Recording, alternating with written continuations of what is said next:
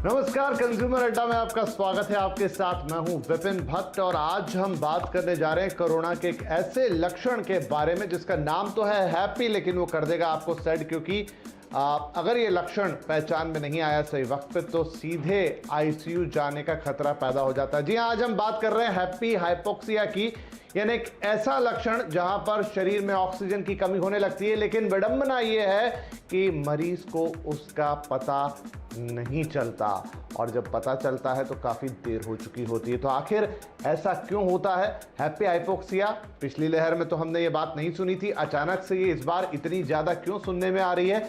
क्या इसके इम्पैक्ट होते हैं? कैसे इसको पहचाना जा सकता है? कैसे वक्त रहते हुए आप कोई एक्शन ले सकते हैं और अगर ये हो ही जाए तो उसके बाद क्या उपाय बचते हैं? आज इसी पर होगी कंज्यूमर अड्डा में चर्चा, क्योंकि जितनी ज़्यादा जानकारी आप रखेंगे कोरोना के बारे में, बहुत खतरनाक वायरस है, रोज अपना रूप रंग लक्षण सब बदल रहा है, तो जितना अपडेटेड रहेंगे उतना सुरक्षित रहेंगे। आज चर्चा में हम शामिल करने जा रहे हैं डॉक्टर हेमंत पी ठक्कर, जो कि ब्रिच कैंडी हॉस्पिटल मुंबई से हमें ज्वाइन कर रहे हैं। साथ में डॉक्टर राजेश चावला हैं जो कि सीनियर कंसल्टेंट है इंद्रप्रस्थ अपोलो हॉस्पिटल से, और डॉक्टर मृणाल सरकार जो कि फोर्टिस हॉस्पिटल की डायरेक्टर पल्मोलॉजी हैं। बहुत स्वागत है आप सभी का। डॉक्टर ठक्कर, हम आपसे शुरुआत करते हैं। हैप्पी हाइपोक्सिया, पहली लहर में हमने कभी इसका नाम नहीं सुना और अचानक से सर ये टर्म बहुत ज़्यादा सुनने में आ रहा है, न्यूज़पेपर्स में छप रहा है, डॉक्टर्स फ्रेटर्निटी में इसकी बात हो रही है। आखिर ऐसा क्या है ये और क्यों इस बार इतना चर्चा में है? नहीं, ये तो पिछली दफ़े भी हमारे मेडिकल टर्म्स में तो जारी ही था, मगर जैसे आपने बताया हैप्पी हाइपोक्सिया एक ऐसी कंडीशन है कि जहां पेशेंट का ऑक्सीजन सैचुरेशन गिरते जाता है। और क्योंकि भगवान ने हमें लंग्स में इतना रिजर्व दिया है, तो हमें जब तक ऑक्सीजन लेवल 80% के नीचे ना जाए, और वो भी थोड़े वक्त के लिए, हमें पता नहीं लगता है। तो पेशेंट को निमोनिया हो जाता है, दोनों फेफड़े में निमोनिया फैल जाता है, सैचुरेशन जो नॉर्मली 96, 97, 98 होना चाहिए वो आहिस्ता आहिस्ता नीचे आता है। पेशेंट खुश है, वो एक जगह पे बैठा है, उसको कोई तकलीफ नहीं है, अभी तो खांसी भी पैदा नहीं हुई है। तो अगर आप पेशेंट को पूछते हैं आप कैसे हैं, तो वो हंस के कहता है मुझे कुछ नहीं है। बट ग्रेजुअली वो निमोनिया फैलता है, उसका सैचुरेशन साइलेंटली 90 के नीचे 86, 85 यहाँ तक पहुँच जाता है और पेशेंट को कोई पता नहीं लगता है। तो वो पेशेंट हैप्पी दिखता है, मगर एक्चुअली उसका सैचुरेशन एबनॉर्मल है, जिसको हम हाइपोक्सिया कहते हैं। तो ये है सिचुएशन हैप्पी हाइपोक्सिया। पेशेंट ऐशो आराम से बैठा है, वो चलने घूमने की कोशिश करेगा तो मालूम पड़ेगा कि उसका सैचुरेशन कम है, मगर वो ठीक नहीं है, थोड़ा बुखार आया था तो एक कोने पे बैठा है, उसको कोई तकलीफ नहीं है। तो इस वक्त ये पल्स ऑक्सीमीटर बहुत काम आता है, और इसके लिए हम खास करके बुजुर्गों को कहते हैं कि जब आपको कोविड या कोरोना हो और आप होम क्वारंटाइन हो, तो आपको ऑक्सीमीटर का सहारा लेना बहुत ज़रूरी है, क्योंकि इनिशियल स्टेजेस में, शुरुआत में आपको पता नहीं लगेगा कि आपका ऑक्सीजन गिर रहा है, केवल ऑक्सीमीटर बताएगा। और जब 85 के नीचे 2, 4, 6 घंटे ज़्यादा पहुंच जाता है, फिर अचानक पेशेंट क्रैश हो जाता है और वो हाइपोक्सिया एक सैड कंडीशन होती है, जैसे आपने बताया, और पेशेंट को अर्जेंटली हॉस्पिटल लाना पड़ता है। तो ये है हैप्पी हाइपोक्सिया, जिससे हमें चिंतित और हमें गार्ड होके पेशेंट को गाइड करना चाहिए कि आपके कंडीशन को आप हर हर 2 घंटे 3 घंटे पे ये चेक करते रहिए। जी बिल्कुल। तो डॉक्टर राजेश चावला भी हमारे साथ। डॉक्टर राजेश, हमें बताइए कि युवाओं में बहुत देखा जा रहा है इस बार ये, और जो युवा हैं उन्हें बहुत सारे बाहर जाना होता है, नौकरी भी है, किनके काम चल रहे, कुछ हैं जो वर्क फ्रॉम होम कर रहे हैं, लेकिन कईयों को बाहर भी जाना पड़ता है, और फिर घर का युवा ही अगर कोई ज़रूरत पड़ती है तो घर से बाहर किसी और काम के लिए भी निकलता है। तो युवाओं से इसका क्या कनेक्शन है सीधा? हैप्पी हाइपॉक्सीमिया जो है, ये जो लो ऑक्सीजन होती है, सांस फूलता है, सबसे पहले मैं थोड़ा इसके बारे में समझाना चाहूँगा कि क्या होता है कि जब हम सांस लेते हैं तो जो ऑक्सीजन हमारे शरीर के अंदर जाती है, हवा से हम ऑक्सीजन लेते हैं और हमारे हार्ट से ब्लड आता है, जहाँ दोनों का मिश्रण होता है, ऑक्सीजन हमारे शरीर में जाती है। जब भी हमें कोई बीमारी होती है, जब सांस की नलियों में रेजिस्टेंस बढ़ता है, या जब ब्लड आ रहा है और हवा नहीं आ रही है, या हवा आ रही है और ब्लड उस एरिया में नहीं आ रहा है, जैसे निमोनिया में होता है, या उससे क्या होता है कि ऑक्सीजन कम होती है, हमारे जो रेस्पिरेटरी सेंटर है वो ऑक्सीजन को टेस्ट करते हैं, ऑक्सीजन की सेंसेशन को देखते हैं, वो कम हो जाती है तो सांस फूलता है। अब कोविड में जो नॉर्मली किसी भी व्यक्ति को जब उसकी ऑक्सीजन कम हो उसका सांस फूलना चाहिए। कोविड में खास करके 3-4 चीजें जो देखी गई हैं कि ना तो इसमें रेजिस्टेंस बढ़ता है, एयरवे रेजिस्टेंस जो होता है, सांस की नलियों में जो हवा का आना जाना है उसमें कोई प्रॉब्लम नहीं होती है। एक डेड स्पेस होता है, डेड स्पेस होता है मतलब हवा जा रही है, ब्लड नहीं आ रहा, या ब्लड है और उधर से हवा नहीं आ रही है। तो ये डेड स्पेस जो है वो इसमें इतना ज्यादा प्रोड्यूस नहीं होता, बिकॉज हवा नहीं जाती, उधर से वेसल में भी थोड़ा सिकुड़ापन आ जाता है तो डेड स्पेस कम होता है। और राइट टू लेफ्ट शंट होता है बिकॉज एल्वियोलाई भर जाते हैं। तो इन तीनों कारणों से, बिकॉज इस तरह की चीज इन व्यक्तियों में नहीं होती, तो उसमें ब्रेन का जो सेंटर है वो उसको इन सब चीजों की सेंसेशन को नहीं लेता है और उस पेशेंट को सांस नहीं फूलता है, इसीलिए लो ऑक्सीजन रहती है और इसीलिए सब व्यक्तियों को ऑक्सीजन को देखने के लिए कहा गया। आपने युवाओं के लिए पूछा, ये जो सेकेंड सर्ज है इसमें पिछले पहले वाले में ज्यादा एल्डरली थे, इसमें बहुत सारे युवा हैं और युवा काफी एक्टिव होते हैं, उनमें और ज्यादा इसका नहीं पता लगता है और काफी एसिम्प्टोमेटिक भी होते हैं, उनको बुखार भी नहीं चढ़ता है बट ऑक्सीजन कम होती है। बहुत सारे व्यक्ति जब ये लॉकडाउन नहीं हुआ था ओपीडी में आते थे, तो ओपीडी में खांसी को दिखाने आए और हम ऑक्सीजन देखते थे तो 70 होती थी, ऐसे भी हुआ है और हमने कई व्यक्तियों को आईसीयू में उस वक्त शुरू में दाखिल किया। तो हर एक व्यक्ति को जब भी उसको शुबा है कि उसको कोविड-19 है तो उसको दिन में कम से कम 5 या 6 बार जरूर ऑक्सीजन देखनी चाहिए। उसके अलावा आप घर के अंदर थोड़ी देर चलें, 5 से 6 मिनट चलें और फिर ऑक्सीजन देखें, क्योंकि पहले ऑक्सीजन चलने फिरने से कम होगी, फिर बैठे बैठे कम होगी। तो ये दो चीजों से आप इसको जल्दी पकड़ सकते हैं और डॉक्टर से इसका जल्दी निदान पा सकते हैं। राइट। तो डॉक्टर ठक्कर, अगर हम बात करें हैप्पी इसकी, तो मुझे एक बात समझ में नहीं आ रही है कि अगर मान लीजिए किसी को होता, हम देखते हैं कि 85% जो लोग हैं वो असिम्टोमेटिक है। अब हैप्पी हाइपोक्सिया अगर हो ही गया तो आप असिम्टोमेटिक भी हैं, आपको अगर ये हो जाता है तो फिर कितने लोगों में चांसेस हैं कि उनको ये पकड़ सकता है? मतलब ये रेयर तरह की चीज़ है या आपको बहुत देखने में आती है? क्योंकि बहुत सारे पेशेंट्स तो घर पर ही हैं, उन्हें मालूम भी नहीं है कि नहीं है, और अगर मान लीजिए पता लग भी गया, वो होम आइसोलेशन में है, तो उनको अंदाज़ा नहीं होता कि उनकी ऑक्सीजन गिर रही है जब तक कि वो नाप ना ले।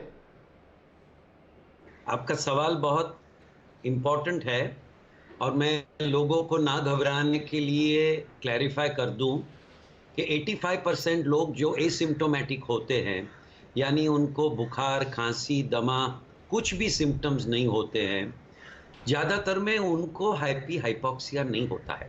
हाइपोक्सिया किन को होता है कि जिनके फेफड़ों में निमोनिया पैदा हो जाता है। 85% लोगों को तो कुछ नहीं होता है, निमोनिया पैदा नहीं होता है, तो उनको कोई फिक्र होती ही नहीं है और करनी भी नहीं चाहिए। मगर जिन लोगों को सिम्टम्स हो जाते हैं, थोड़ी हल्की सी खांसी और फिर अंदर फेफड़े में निमोनिया बढ़ते जाता है, तो वो है इस तरह के पेशेंट्स जिनको ट्रीटमेंट की ज़रूरत है। और ये पेशेंट को हमें जल्दी से डिफाइन करके, पिकअप करके अर्ली ट्रीटमेंट करनी चाहिए। हम स्टीरॉइड दे, एंटीबायोटिक दे, ऑक्सीजन दे, क्या दे, इन पेशेंट्स को हम सीटी स्कैन करा के हम उनका निमोनिया डिफाइन कर सकते हैं। तो ये 15% लोग हैं कि जो फेफड़ों में तकलीफ होने पे भी उनको पता नहीं लगता है। ज़्यादातर में ये उम्र वाले लोग, डायबिटिक, जिनको प्रॉबली अस्थमा है, स्मोकर्स है, उनको ज़्यादा तकलीफ होती है। हाँ, ऐसा नहीं है कि युवानों में भी तकलीफ नहीं हो, क्योंकि युवानों की भी लंग कैपेसिटी अच्छी होती है, मगर ज़्यादातर में ये हाइपोक्सिया के साथ साथ कोई दूसरे सिस्टमिक सिम्टम्स भी होते हैं, यानी कि फीवर है, थोड़ी सी खांसी है, एपेटाइट नहीं है। तो ये सब सिम्टम्स आपको डिस्टिंग्विश कर देगा कि आप 85% में नहीं है, आप 15% में हैं, क्योंकि 85% जो कंप्लीटली एसिम्प्टोमेटिक है, उनको हैप्पी हाइपोक्सिया होने के चांसेस कम है। बट ये कहने पे भी, हैविंग सेड दैट, नहीं, चलिए, ये तो बहुत ही राहत की बात आपने बताई डॉक्टर साहब कि 85% जो हैं उनको ऐसे घर बैठे घबराने की जरूरत नहीं है। हर किसी को ये हैप्पी हाइपोक्सिया नहीं होगा। डॉक्टर सरकार भी हमारे साथ जुड़ गए हैं। तो डॉक्टर सरकार, अगर मान लीजिए कि बाकी 15% में ही किसी का नंबर लगे और ऑक्सीमीटर वो देख रहे हैं, नहीं देख रहे, क्या कोई शारीरिक लक्षण होते हैं हैप्पी हाइपोक्सिया जिससे आपको अंदाजा लगे कि कुछ तो गड़बड़ हो रहा है, भले ही आपको महसूस नहीं हो रहा है? वैसे तो ऐसा चांसेस बहुत कम है कि ऑक्सीजन गिरे और कोई और सिम्टम्स नहीं है, बिल्कुल एसिम्प्टोमेटिक पेशेंट है। एसिम्प्टोमेटिक पेशेंट्स यूजुअली माइल्डली होते हैं बाय डेफिनेशन। अगर उनका ऑक्सीजन गिर रहा है तो वो एसिम्प्टोमेटिक होते नहीं है। हाँ, हैप्पी हाइपोक्सीमिया का मतलब है कि जैसे सांस फूलता है और किसी का अगर ऑक्सीजन गिरे वो फीलिंग नहीं आती है, और वो कुछ पेशेंटों में होता है। लेकिन ऐसे पेशेंट आमतौर पे एसिम्प्टोमेटिक नहीं होते, उनको कोई ना कोई और सिम्टम्स होते हैं। और हर एक पेशेंट को ऐसा नहीं होता है। काफियों को ऑक्सीजन गिरता है तो फीलिंग भी आती है कि सांस फूल रहा है, बट कुछ पेशेंट ऐसे होते हैं जिनका बहुत सीवियरली डिक्रीज्ड ऑक्सीजन है and yet they are breathing at slightly more than normal rate. थोड़ा सा जितना सांस की गति तेज होती है उससे नॉर्मल, उससे थोड़ी सी ऊपर रहती है। देखने में ऐसा नहीं लगता कि सांस फूल रहा है, कोई एफर्ट लग रहा है, लेकिन अगर मेजर करें तो ऑक्सीजन काफ़ी कम है। तो मुद्दा ये है कि जब भी सिम्टम्स हो, चाहे वो माइल्ड सिम्टम्स हो या मॉडरेट सिम्टम्स हो, हमें ऑक्सीजन मेजरमेंट करनी चाहिए, केवल सिम्टम पे नहीं जाना चाहिए। और फ्रीक्वेंटली दिन में कम से कम 3 से 4 बार ऑक्सीजन ट्रेस करना चाहिए। दूसरी बात, ऐसा नहीं होता कि अभी 100% ऑक्सीजन सैचुरेशन है और अगले मिनट में 60% हो गया। ऐसा 99.999% नहीं होता है। अगर ऑक्सीजन कम भी होती है शरीर में तो धीरे धीरे होती है। तो देयर इज ए ट्रेंड कि भी अभी 98 था, अभी अगले दिन 96 है, अगले दिन 94 है। तो there is usually a trend. वो ऑफ कोर्स सेम डे में भी बिगड़ सकता है कि सुबह से शाम तक धीरे धीरे बढ़ता जाए, लेकिन ऐसा अनलाइकली है कि बिल्कुल ठीक ठाक है और next moment patient has very very low oxygen. इसीलिए इम्पोर्टेंट है कि एक तो सीरियली, और ये आपने बड़ा अच्छा यहाँ पर जी, एक तो इम्पोर्टेंट है कि सीरियली मेजर हो, और दूसरा इम्पोर्टेंट है कि कोई उसको रिकॉर्ड करके रखे। कि मेमोरी पे नहीं जाना चाहिए कि अच्छा शायद कल 97 था कि 98 था, वो लिखित में होना चाहिए कि इतने बजे इतना था, इतने बजे इतना था। और ऑल्सो इम्पोर्टेंट चीज़ है कि जब भी ऑक्सीजन मेजर करे, patient should be at rest. ये नहीं कि बाथरूम में उठ के गए उसके बाद आके अचानक सैचुरेशन देखा। बैठे 5-10 मिनट, अपना ऑक्सीजन चेक करें, कम से कम ऑक्सीमीटर को 1 मिनट लगा के रखें हाथ में, ताकि स्टेबल रीडिंग हो।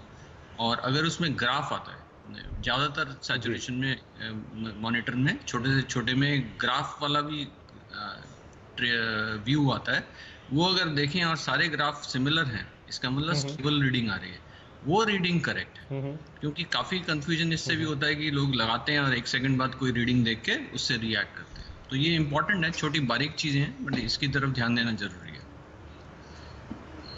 नहीं, बहुत इंपॉर्टेंट है कि आप ऑक्सीमीटर को किस तरीके से रीड कर रहे हैं। और अभी देखिए ऑक्सीमीटर का जो हाल है देश के अंदर, तो कितने क्वालिटी ऑक्सीमीटर आ रहे हैं, नहीं आ रहे हैं, बहुत महंगे भी हो चले हैं, तो वो भी इंपॉर्टेंट हो जाता है। लेकिन फिर भी डॉक्टर साहब ने जो बातें बताई इंपॉर्टेंट है। डॉक्टर चावला, एक इंपॉर्टेंट प्रश्न मेरे मन में और आया डॉक्टर सरकार की बात सुनकर, वो ये कि अगर मान लीजिए कि किसी को हैप्पी हाइपोक्सिया के डेवलपमेंट होने भी लग गया, तो ये कितना सडन होता है? मतलब आज अगर वो व्यक्ति ठीक है तो क्या तुरंत ही 1 दिन के अंदर उसकी हालत बिगड़ जाएगी, या it will take some days कि 2, 3, 4, 5 दिन लगेंगे? कितना फास्ट होता है ये सब कुछ? ये एक्चुअली उन्होंने बताया है। देखो, ये कुछ व्यक्तियों में तो स्लो होता है। जैसे आप 98 था और अब 96 आ गया, 95 आ गया। तो मैं सब मरीजों को बोलता हूँ, अगर 2-3 का डिफरेंस कंसिस्टेंटली आ रहा है, और जैसा डॉक्टर सरकार भी कह रहे थे, एकदम ना रश करें, उसको दूसरी उंगली में लगाएं। कई बार क्या होता है, प्रॉपरली टच नहीं होता, प्रॉपरली उसमें सेंसेशन नहीं जाती, उसमें वेव्स नहीं जाती और प्रॉपरली नहीं आती। तो आप एक में नहीं आ रहा, दूसरी फिंगर में लगाएं और मैक्सिमम जो वैल्यू आती है उसको लें, पहली बात। दूसरी, जब आपको 2% से ज़्यादा फॉल दिखने लगे तो ये एक अर्ली साइन है कि आपकी ऑक्सीजन गिर रही है। आपको अपने फिजिशियन से, चिकित्सक से, चेस्ट फिजिशियन से कांटेक्ट में होना चाहिए कि इतनी थी और अब इतनी हो रही है, so that he can take action. और कुछ व्यक्तियों में ऐसा, मोस्टली ऐसा होता है कि 1-2 दिन लगते हैं जब ऑक्सीजन गिरती है, बट कुछ व्यक्ति ऐसे होते हैं कि सुबह बिल्कुल नॉर्मल थे और शाम तक आते आते उनको आईसीयू की नौबत आ जाती है। ये मैं रिसेंटली जो यंगर पेशेंट्स हैं, कुछ पेशेंट में इस तरह भी देखा गया है। तो जैसे ही ये गिरने लगे, आपको डॉक्टर के कांटेक्ट में आना है और उसकी बताई हुई अनुसार घर पे ऑक्सीजन का अरेंजमेंट, स्टेरॉइड्स शुरू करने हैं, या हॉस्पिटल में अगर तेज़ी से कम हो रही है तो उसको हॉस्पिटल में इमीडिएटली, जहाँ भी उसको जगह मिलती है, उसको हॉस्पिटल में एडमिशन करानी है। बिकॉज जो भी ज़्यादा प्रॉब्लम्स हो रही हैं, इसमें आज भी सबसे ज़्यादा रेस्पिरेटरी फेलियर से ही प्रॉब्लम हो रही है। और आपने बहुत अच्छा ये टॉपिक रखा, तो इसीलिए ऑक्सीमीटर रखें, प्रॉपरली देखें, उसका चार्ट बनाएं। जब भी आप 2 से 3% का ड्रॉप देखने लगें तो वो टाइम में आप डॉक्टर से कांटेक्ट करें, ताकि आगे आपको क्या एक्शन लेना है उसके लिए तैयार रहें। जी बिल्कुल, तो ये वो बातें हैं जिनका आपको ध्यान रखना है।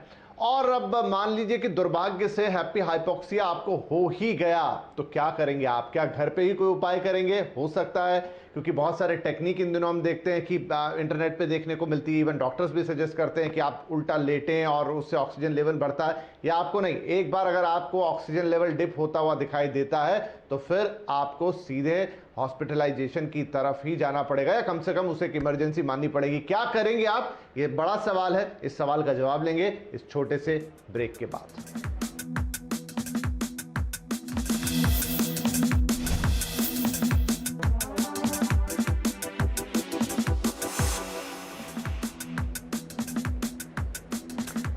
Welcome back. कंज्यूमर अड्डा में आपका एक बार फिर स्वागत है। और आज बात हो रही है कोरोना के एक ऐसे लक्षण की जिसका नाम है हैप्पी हाइपोक्सिया। कहने को ये हैप्पी है, लेकिन अगर हो जाए तो फिर ये गंभीर स्थिति को पैदा कर देता है। ब्रेक से पहले हमने देखा कि आखिर हैप्पी हाइपोक्सिया क्या होता है।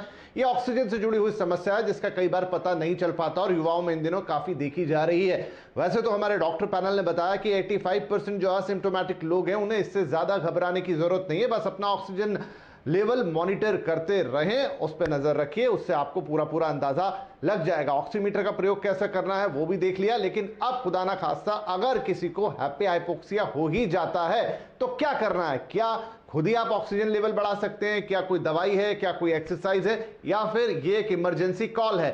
डॉक्टर ठक्कर, अगर मान लीजिए आपको लग रहा है कि आपका ऑक्सीजन लेवल गिर रहा है या ऑक्सीमीटर आपको बता रहा है कि अब ये ड्रॉप हो गया है जितना चाहिए उससे नीचे, क्या करना चाहिए मरीज को? तो हाइपोक्सिया एक खास इंडिकेशन हो जाता है जहां आपका होम क्वारंटाइन आपको रुका के स्पेशलिस्ट की हेल्प लेनी चाहिए। मैं ये नहीं कहता हूं कि सब हाइपोक्सिया लोगों को हॉस्पिटल में एडमिट होना चाहिए, मगर आपके रेगुलर फिजिशियन से ऊपर जो कोविड स्पेशलिस्ट है उनसे आपको बात करना ज़रूरी है। कई कोविड स्पेशलिस्ट आपको स्टीरॉइड का डोज देंगे, लोग कहेंगे कि 1 to 2 लीटर्स ऑक्सीजन शुरू कर दीजिए, आपको इन्हेलर्स देंगे, आपको प्रोन पोजीशन यानी पेट के ऊपर सुलाएंगे और वो मेजर्स देख के आपका सारा ऑक्सीजन का चार्ट बनाएंगे। मगर अगर आपका हाइपोक्सिया यानी सैचुरेशन लेवल्स 85 के नीचे है तो आपको कोविड सेंटर पे जाना चाहिए, फौरन ऑक्सीजन एडमिनिस्टर ले लेना चाहिए, क्योंकि ऑक्सीजन भी कई प्रकार से हम एडमिनिस्टर करते हैं। नेजल प्रॉन्ग्स है जहां 1 to 4 लीटर्स मिल सकता है, फेस मास्क है जहां 4 to 8 लीटर्स मिल सकता है, और फिर ऊपर दूसरे साधन है। तो होम क्वारंटीन में हम नेजल प्रॉन्ग्स या फेस मास्क से ज़्यादा रेकमेंड नहीं करेंगे। और अगर ये पेशेंट को, जिनको हैप्पी हाइपोक्सिया है, दूसरे भी कोमॉर्बिडिटीज है, तो हम जिक्र करेंगे कि आप कोविड सेंटर पे जाइए और वहाँ उनको डिसीजन लेने दीजिए कि क्या वो कोविड सेंटर पे ट्रीट करेंगे या हॉस्पिटल में रखेंगे। ये सब करने से आईसीयू में जाने की नौबत नहीं आएगी। राइट। डॉक्टर सरकार और चावला से भी इस पर सलाह लेते हैं। डॉक्टर चावला, क्या कहेंगे आप, क्योंकि आपने देखा है कि आमतौर पे जो रेस्पिरेटरी स्पेशलिस्ट होते हैं वो, जैसा डॉक्टर ठक्कर भी कह रहे थे कि एक इन्वर्ट, उल्टा लेटकर सांस लेने की सलाह भी दी जाती है, लेकिन क्या वो स्टेज है जहां पर ये चीजें काम की है? देखिए, जहाँ तक ट्रीटमेंट का सवाल है, क्योंकि बेड कम है तो इसीलिए घर पे लोगों ने ऑक्सीजन अरेंज करी हुई है। और ऑक्सीजन जब भी किसी की, मैं थोड़ा डिफर करूंगा, किसी की भी व्यक्ति की, जब देखो 94 हम मानते हैं, जब 94 से नीचे जाने लगती है तो वो हाइपोक्सीमिया की कैटेगरी में आ जाता है, जहां उसको ऑक्सीजन की सप्लीमेंटेशन की जरूरत होती है। बट क्योंकि ऑक्सीजन की कमी, और अब 92 मानते हैं कि 92 जिसकी है उसको ऑक्सीजन देनी चाहिए। हर एक व्यक्ति को जिसको हाइपोक्सीमिया है, मैं उनको एडवाइस करता हूँ हॉस्पिटल में अगर बेड अवेलेबल होता है। उसका रीजन मेन ये है कि किन व्यक्तियों को एकदम कम हो जाएगा ये पता करना बहुत मुश्किल है। हम क्या देख रहे हैं कि सुबह 92 थी, शाम तक इतनी हो जाती है कि 15 लीटर पे भी उसको ऑक्सीजन नहीं आती है। अगर बेड अवेलेबल है, आपकी ऑक्सीजन 92 से कम है, तो सेफ्टी के तौर पे हॉस्पिटल में एडमिशन लेना चाहिए। अगर नहीं मिलता है एडमिशन, तो नेचुरली आप घर पे, अगर अरेंजमेंट आपने कर रखा है कंसंट्रेटर या सिलेंडर का, तो आप घर पे लें और उसको 92 से ऊपर रखें, 93, 94 जो अच्छा पैरामीटर है। तो और दूसरा, प्रोन पोजीशनिंग के बहुत फायदे हैं, वो घर पे भी की जा सकती है। हम सारे व्यक्तियों को हॉस्पिटल में भी करवाते हैं।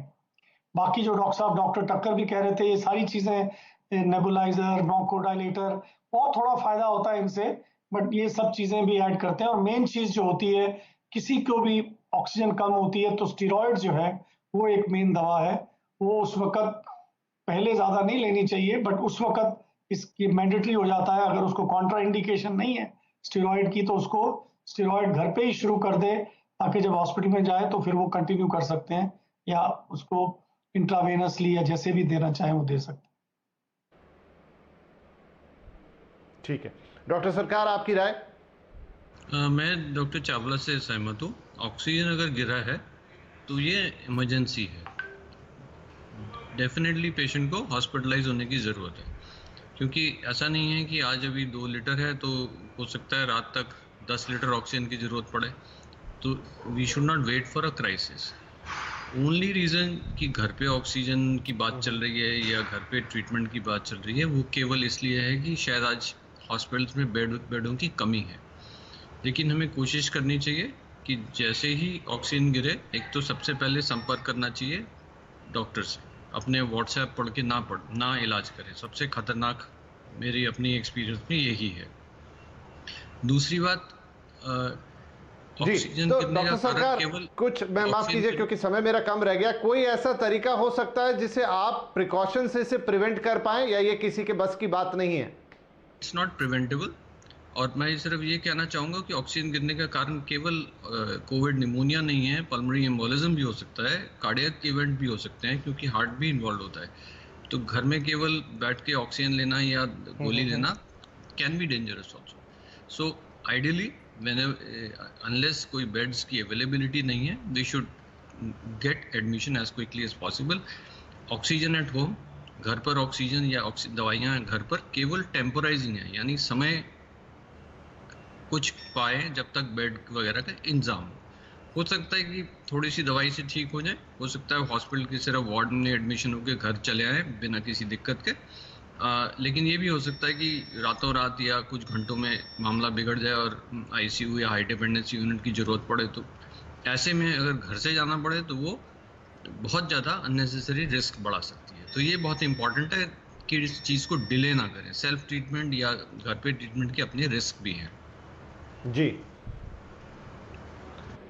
राइट, तो हैप्पी हाइपोक्सिया के बारे में आज हम सब कुछ जान चुके हैं। क्या होता है, क्यों होता है, युवाओं में ज़्यादा क्यों हो रहा है, इस बार इतना खतरनाक रूप क्यों ले रहा है। अच्छी बात यह है कि 85% लोगों में, जहां असिम्टोमेटिक हैं, युवा भी हैं, घबराने की, डरने की ज़रूरत नहीं है।